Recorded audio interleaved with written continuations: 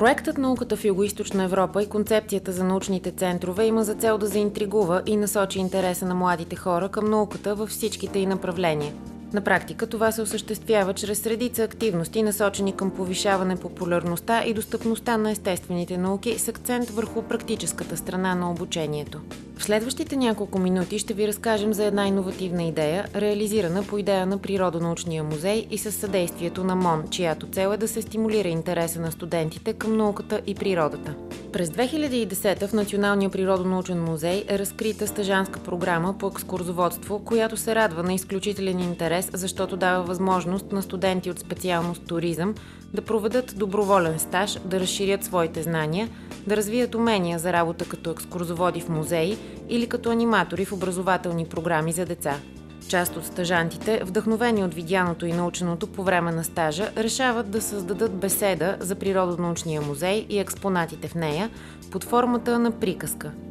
Креативната идея се възприема изключително добре от ползвателите заради своя различен и иновативен подход за стимулиране опознаването природата и науката.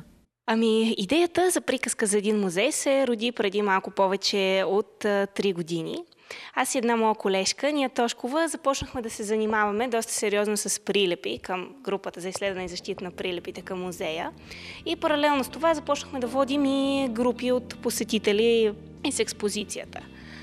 И в един момент решихме, добре, то всъщност няма нито една написана версия на такава беседа и защо ние да не сме тези, които ще го направим.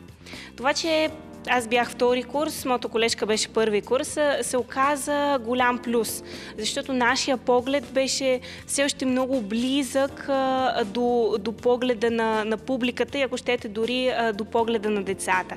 И се получи една много хубава комбинация между научни познания и една младежка емоционалност. Решихме да кръстим приказка, защото цялото и написване беше едно голямо приключение. Освен, че извадихме на бял свят много от историите на музея, текстът, който в крайна сметка създадохме, е полезен и на новите стажанти, които в момента са наистина много и мен лично това ме радва. Те използват нашата беседа като пример за това какво могат да създадат и те, като пример за един по-творчески подход към нещата и за това, че науката, съвременната наука трябва да бъде представена не просто като изложение на факти, а като нещо, което е много пряко свързано с нашия живот и което може да бъде вълнуващо и интересно. Това, което искаме да внушим на хората, че околният свят е невероятно вдъхновяващ, че все още има много неща, които не са открити, все още има място за експедиции, за приключения, за изненади. Чуйте част от приказката. Първите експонати в музея всъщност са част от ловната колекция на самия цар Фердинанд от птици, бозайници и пеперуди. Едно време витрините са представили основно трофеи на човешка алчност. На етажа с бозайниците все още можем да видим мечка, убита в рила от самия български цар, окичена с златен медал.